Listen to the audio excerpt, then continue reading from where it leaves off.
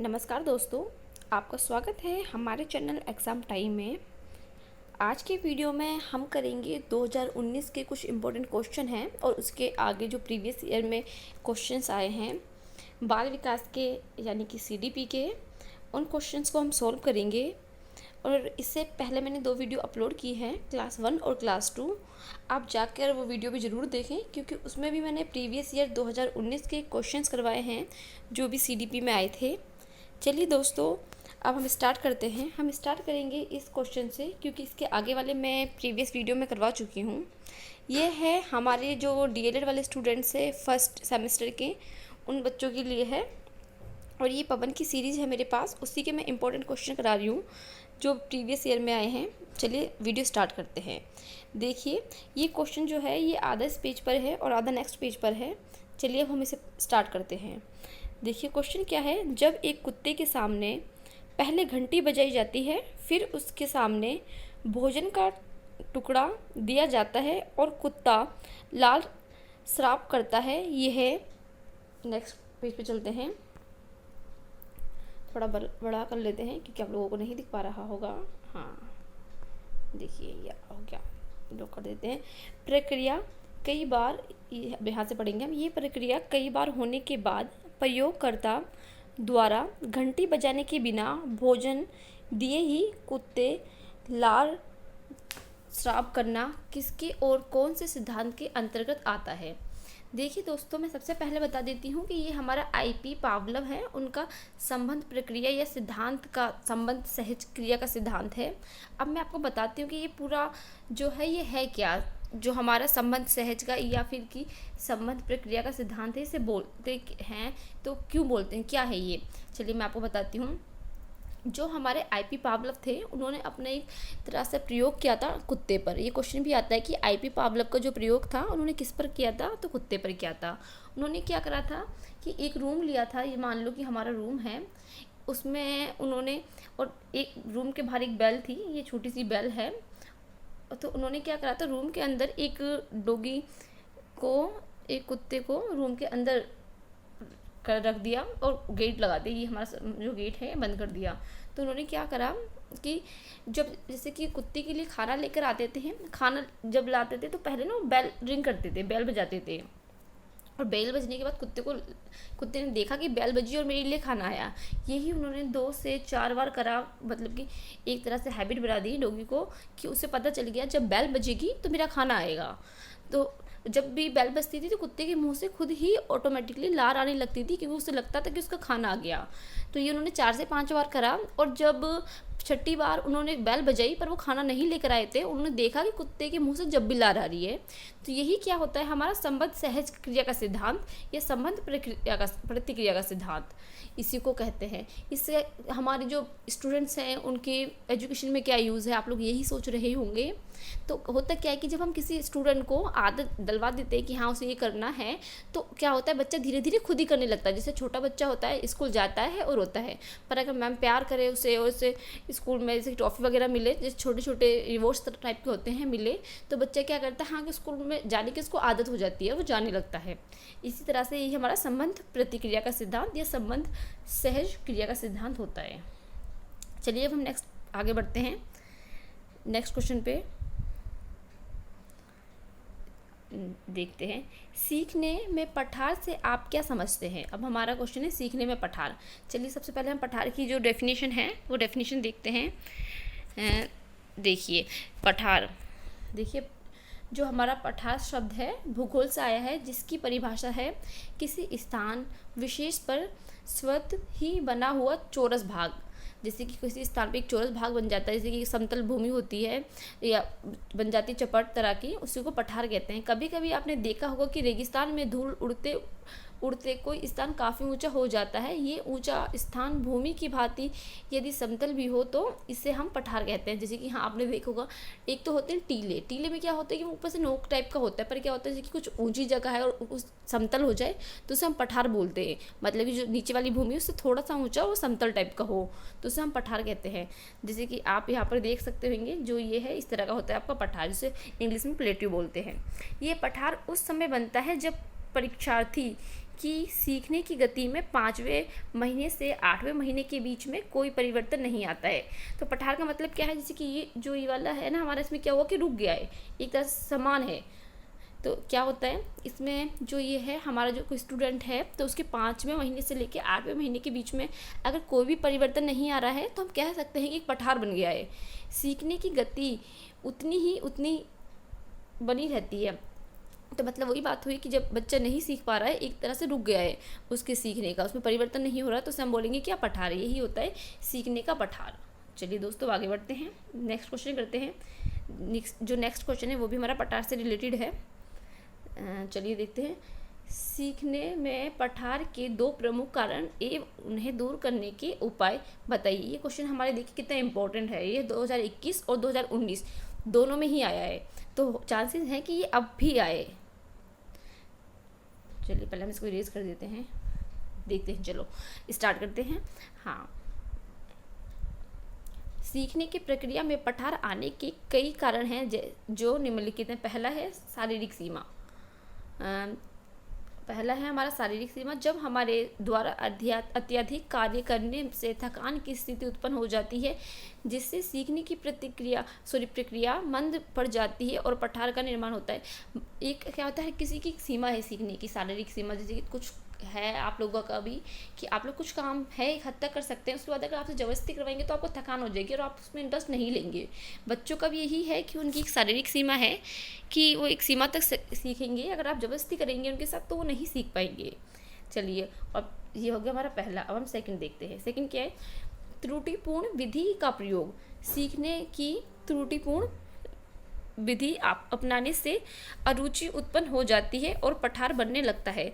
आपको पता ही है कि सभी को सिखाने के लिए क्या होता है, जब बच्चों को सिखाते हैं विधियाँ यूज़ होती हैं। तो अगर आप कोई त्रुटिपूर्ण मतलब विधि में कोई कमी हो उसे यूज़ करेंगे तो क्या होगा, बच्चा जो है ना सीखने में रुचि नहीं लेगा। अरुचि का मतलब यही है कि बच्चा उसमें रुचि नहीं ले रहा है, तो क्या होगा, सीखने में पठार आ जाएगा, बच्चा नहीं सीखेगा मतलब। नेक्स्ट चलते हैं। नेक्स्ट क्या है, अभिप्रेरणा की कमी।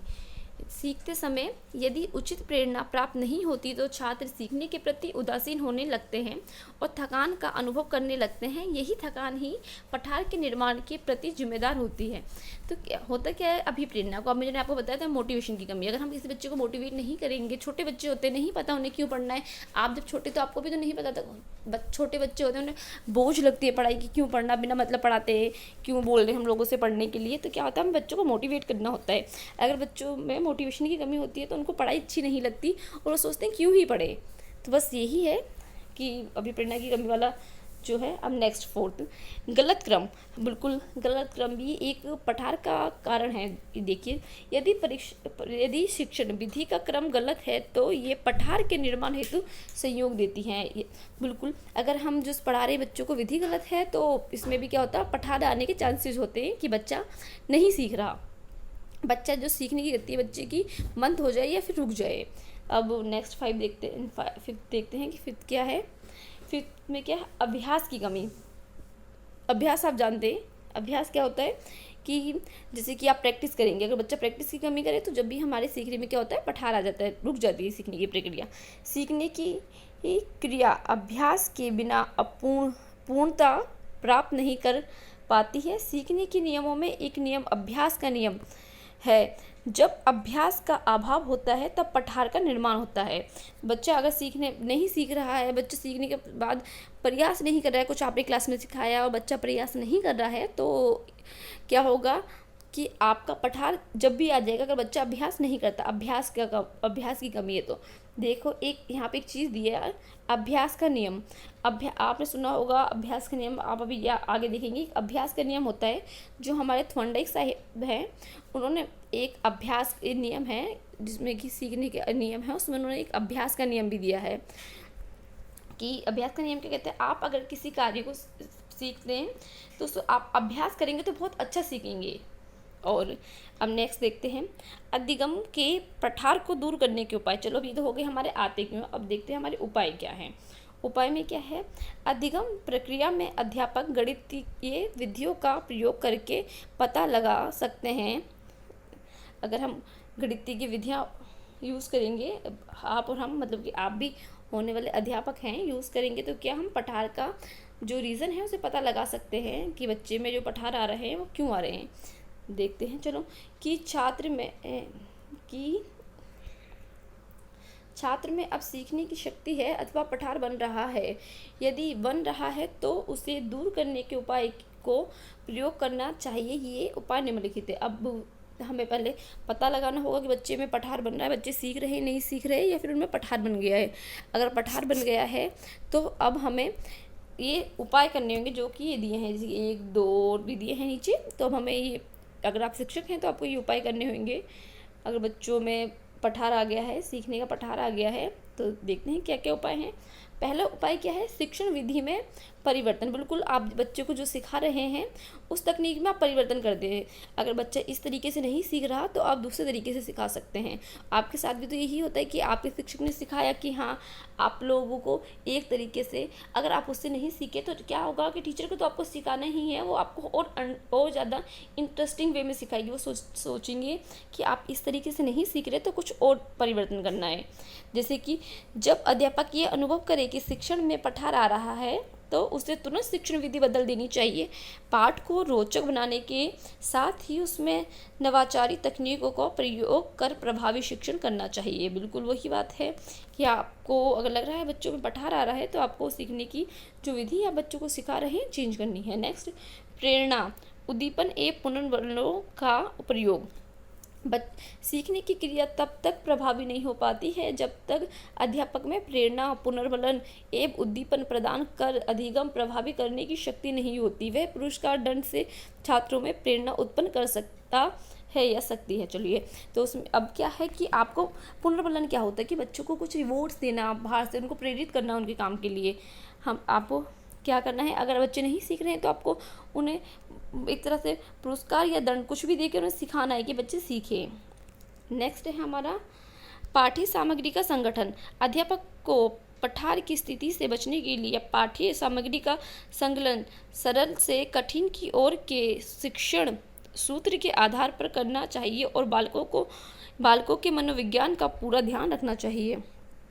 बच्चों, हमारा क्या होता है ना, जैसे हम सीखते हैं या आप लोगों ने भी सीखा होगा या बच्चों को आप जैसे ट्रेनिंग पे गए हैं, आपने बच्चों को पढ़ाया होगा, तो उसमें ना एक नियम होता है कि जो हमारा सरल से कठिन की ओर या आसान से थोड़ा सा टफ कठिन की ओर होता है, तो उसमें क्या होता है कि हम लोगों को पहले बच्चों को आसान चीज़ें सिखानी होती है और उसके बाद हम टफ की तरफ जाते हैं। तो यही है इसमें भी कि जो टीचर है उसको ना सामग्री का संगठन करना होगा और क्या हमारा जो सूत्र है सरल से कठिन की ओर उसके हिसाब से बच्चों को पढ़ाना होगा।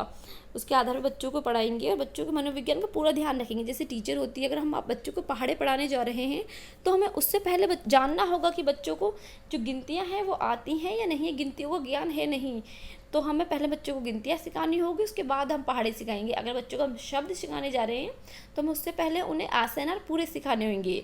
तो यही होता है क्या, सरल से कठिन की ओर, ये हमें ध्यान रखना है। कार्य में परिवर्तन।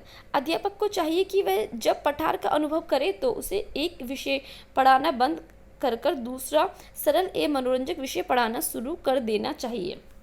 बिल्कुल, अगर आपको लग रहा है कि बच्चे में पठार आ रहा है तो आप उस विषय को बंद करें और दूसरा विषय पढ़ाएं, क्योंकि आप अगर शिक्षक हैं तो आपके पास जैसे कि हिंदी, इंग्लिश, मैथ्स ये सब्जेक्ट होंगे। अगर आपको लग रहा है बच्चे इस विषय में अभी रोचक नहीं है, इसको पढ़ने में इंटरेस्ट नहीं ले रहे हैं, तो आप दूसरा विषय पढ़ा लें और अपनी विधि चेंज करें, अपनी जो पढ़ाने की शिक्षण विधि है उन्हें बदल के पढ़ाएं, तो बच्चे हो सकेगा कि उस विषय में फिर दोबारा से इंटरेस्ट ले।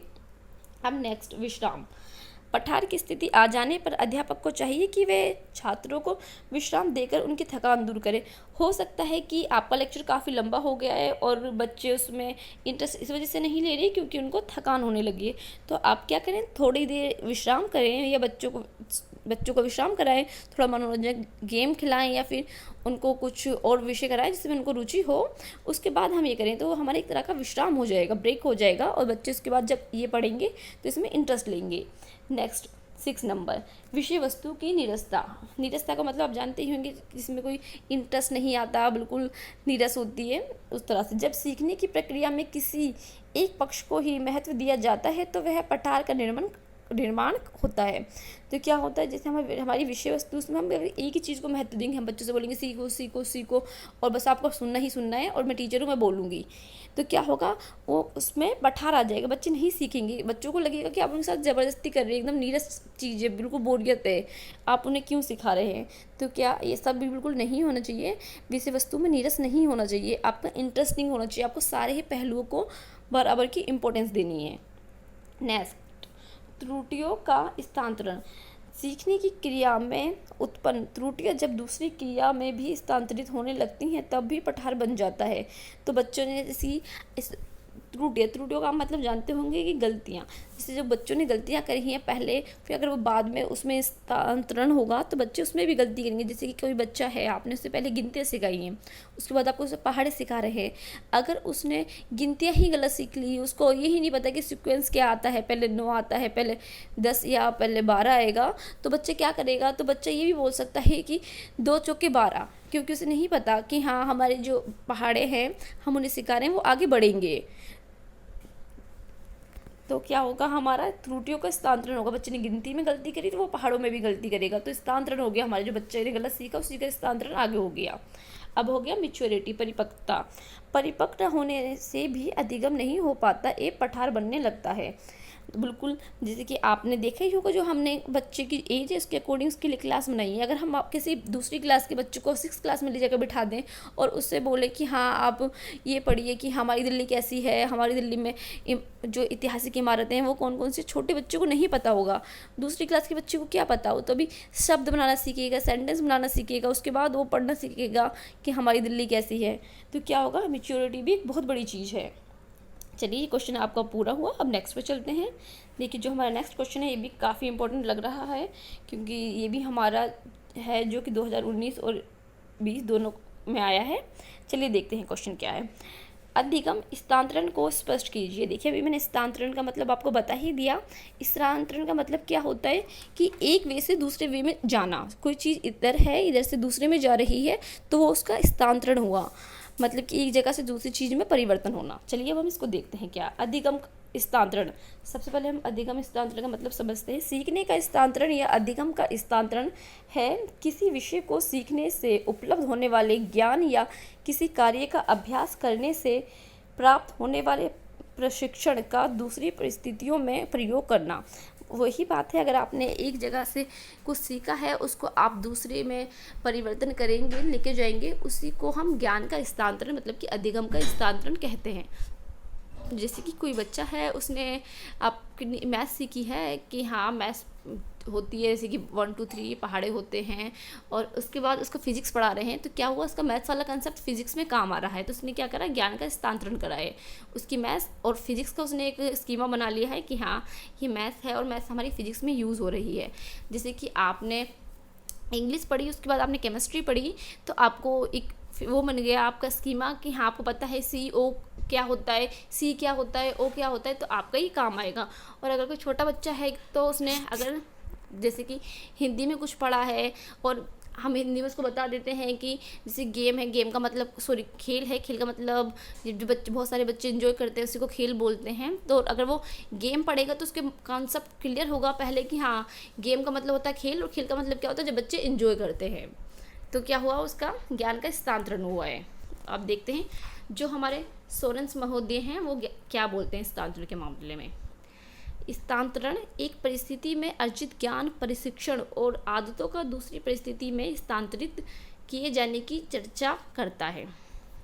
बिल्कुल कोई डिफ़िकल्ट नहीं है, आप सोरेंस के शब्दों में डाल के जब आपका अगर ये क्वेश्चन आता है तो आप लिख सकते हैं कि क्या स्थानांतरण क्या है, जो मैं आपको बता रही हूँ बिल्कुल वही बोला इन्होंने भी। देखिए, स्थानांतरण जब एक परिस्थिति में अर्जित ज्ञान, आपने कोई एक चीज़ सीखी है, जैसे कि आज मैंने सीख लिया है कि हाँ जैसे कि मैंने देखा हिंदी में मुझे बताया गया है कि हाँ हिंदी में आसनार, बड़े से आम, छोटी सी इमली, ये सब होता है, और उसका जो मैंने ज्ञान अर्जित कर लिया है उसको मैं दूसरे से SST पढ़ रही हूँ कल, तो मैं उसमें जो सेंटेंस आ रहे हैं तो वो मैं हिंदी की और SST की दोनों को मिला के पढ़ रही हूँ। तो मेरे दिमाग में क्या स्कीमा बन गया है। एक स्कीमा क्या होता है कि हमारी एक धारणा बन जाना कि हाँ किसी चीज़ की इमेज बन जाना माइंड में। इस तरह से दूसरी परिस्थिति में हमने क्या करा, उसे स्थानांतरित कर दिया है, उसी को हम स्कीमा कहते हैं। चलिए अब नेक्स्ट क्वेश्चन पढ़ते हैं। नेक्स्ट क्वेश्चन क्या है हमारा, हमारा नेक्स्ट क्वेश्चन है प्रतिद्वंद कंपटीशन से आप क्या समझते हैं। कंपटीशन देखिए क्वेश्चन 2019 में आया है तो मतलब इम्पोर्टेंट है। चलिए देखते हैं क्वेश्चन क्या है। प्रतिद्वंदिता कभी कभी छात्रों को कठिन से कठिन कार्य करने के लिए अभिप्रेरणा प्रदान करती है। अध्यापक को चाहिए कि वे कक्षा में स्वस्थ प्रतियोगिता का विकास करे तथा उसमें ईर्ष्या द्वेष एवं के भाव ना पनपने पाएं। बिल्कुल देखिए प्रतियोगिता क्या होता है कि हाँ आप लोग प्रतियोगिता से क्या समझते हैं, यही ना कि हाँ हम किसी और के साथ हमें एक भाव होता है कि हाँ हम जीते, हम चाहते हैं कि हमारी जीत हो, और हम जब हमारी जीत होती है तो हमें खुशी होती है। तो वही आप इससे क्या होता है, अगर कोई आपके साथ प्रतियोगिता कर रहे हैं, अगर आप पढ़ने में कभी अच्छे हैं तो आपको ये होगा कि मैं क्लास में फ़र्स्ट आऊँ, और आपके साथ 3-4 प्रतियोगी और होंगे जो क्लास में फ़र्स्ट आते होंगे। तो इससे क्या होता है, आपको और ज़्यादा मोटिवेशन मिलती है, आप और ज़्यादा चाहते हैं कि हम अच्छा करें। तो यही हमारे एक प्रतिद्वंद है जो कि आपको कठिन से कठिन काम करने में भी आसान कर देता है। एक अंदर से जो भाव होता है कि हाँ जीतने के बाद की खुशी जो आपको उसे महसूस करना चाहते हैं, इसलिए आपको कठिन से कठिन काम भी क्या होता है, आसान हो जाता है। और आप अगर टीचर हैं तो आपका रोल क्या है कि आप जो क्लास में एक स्वस्थ प्रतियोगिता का विकास करें, जिसमें बच्चों को एक दूसरे से ईर्ष्या ना हो, दोष न, मतलब कि किसी जलन ना हो, ऐसे भाव ना हो। तो अगर आप ऐसे करेंगे तो बच्चों में क्या होगा, और भी अच्छी भावना उत्पन्न होगी। हर बच्चा चाहेगा तो वो जीते, पर उस मतलब कि किसी जले ना और किसी को बुरा ना चाहे। तो यही हमारी एक स्वस्थ प्रतियोगिता होती है, जिसे हम कंपटीशन भी कहते हैं इंग्लिश में। चलिए हम नेक्स्ट देखते हैं। नेक्स्ट क्या है हमारा, अब हम जाएंगे थर्ड पेज। ये तो हमारा शायद हो गया। नेक्स्ट हम जाते हैं फोर्थ पेज पे। चलिए फोर्थ पेज को थोड़ा बड़ा कर लेती हूँ मैं।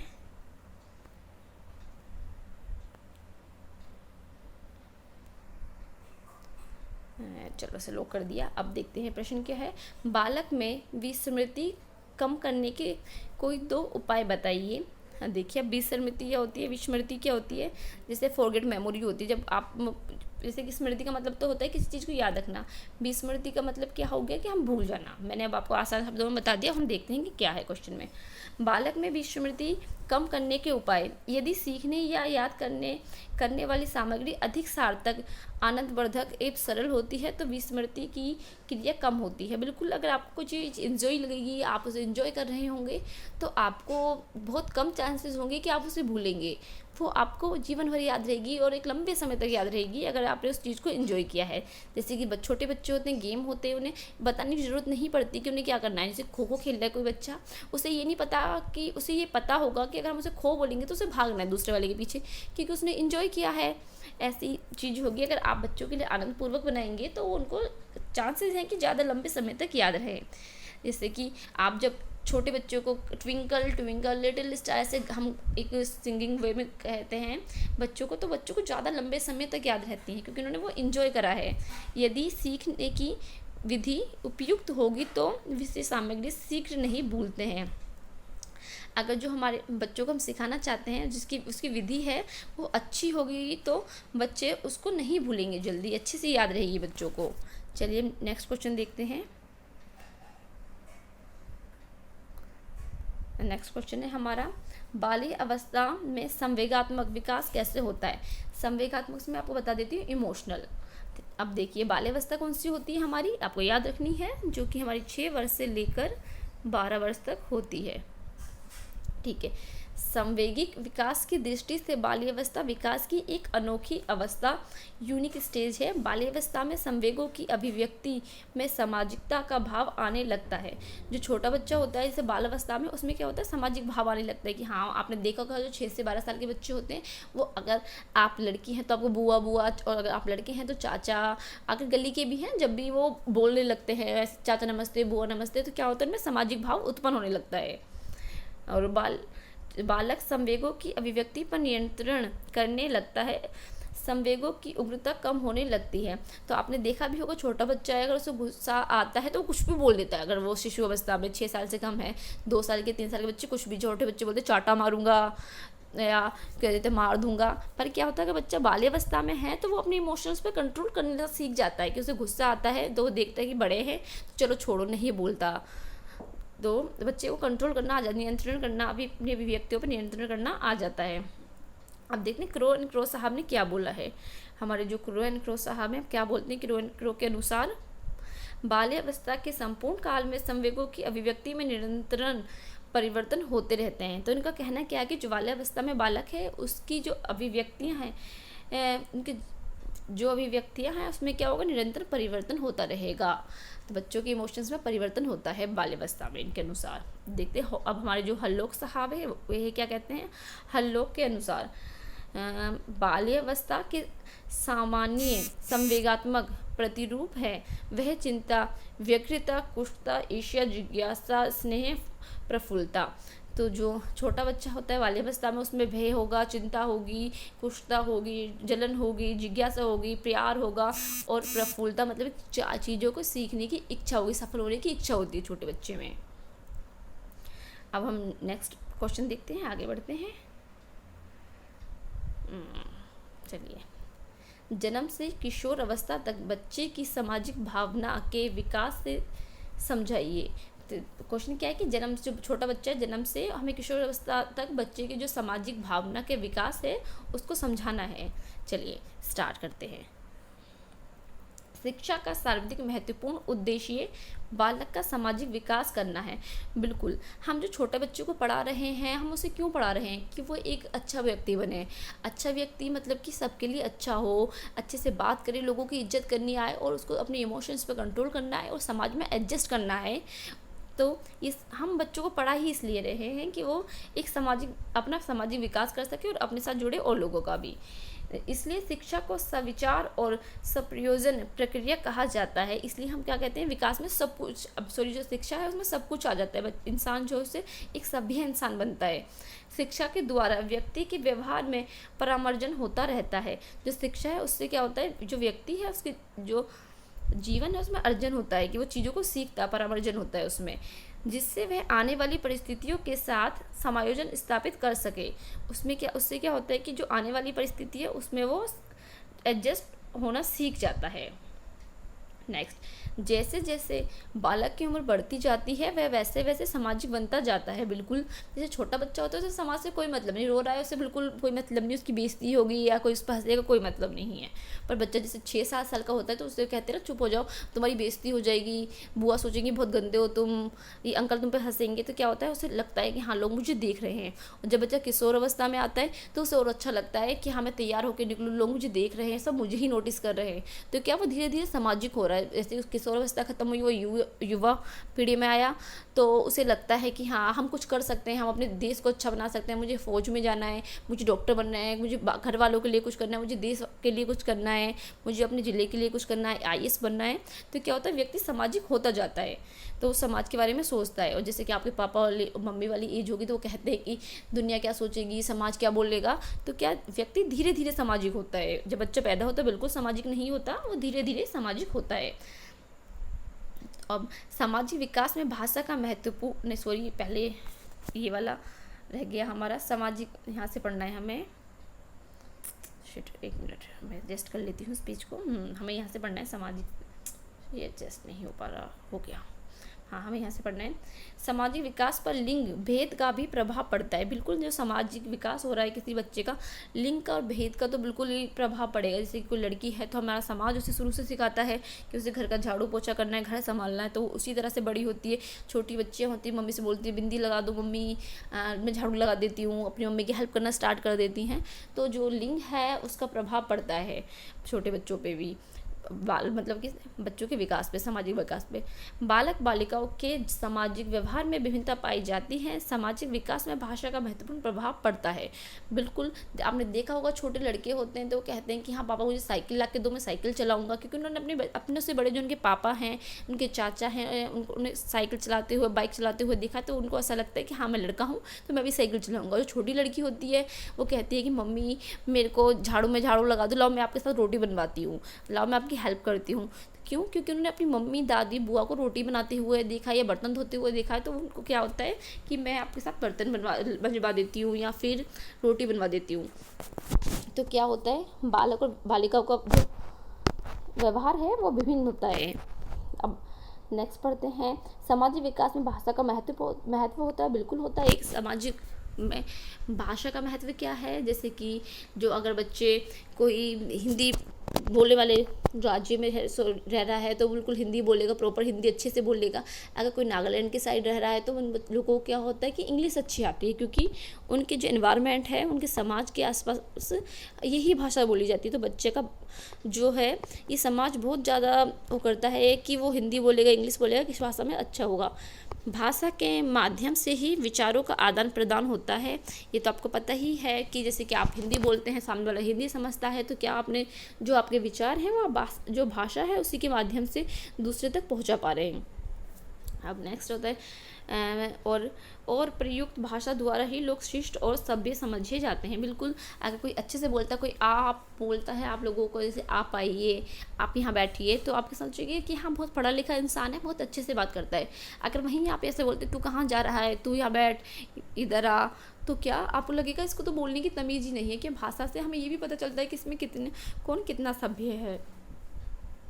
अंत में ये कहा जा सकता है कि शिक्षा के माध्यम से बालक का सामाजिक विकास या समाजीकरण भलीभांति किया जा सकता है। इसके लिए परिवार में माता पिता तथा अन्य सदस्य और विद्यालय में शिक्षक अपने अध्यापन व व्यक्तिगत द्वारा बालकों में सामाजिक भावना का विकास कर सकते हैं। हाँ, तो हम ये कह सकते हैं, हम बच्चों को भी स्कूल में क्या सिखाते हैं कि इन्वायरमेंट देते हैं कि हम सब बच्चों से बोलते हैं आपको तमीज़ से बात करनी है, आपको अपने से छोटों की हेल्प करनी है, बड़ों की हेल्प करनी है। तो क्या हम बच्चों का एक सामाजिक विकास कर सकते हैं शिक्षा के माध्यम से। हम माता पिता को देखते हैं, अन्य जो सदस्य होते हैं विद्यालय में, शिक्षक अपने अध्यापक से व्यक्तित्व द्वारा बालकों में सामाजिक भावना का विकास कर सकते हैं। तो हमें यही है कि हमारे जो हम अगर माता पिता हैं या हम एक शिक्षक हैं तो हमें इतना अच्छा होना चाहिए कि अगर बच्चा हमसे कुछ सीख रहा है तो वो अच्छा ही सीखे। अगर हम अच्छे हैं तो हम दूसरों का विकास एक तरह से सामाजिक विकास कर सकते हैं।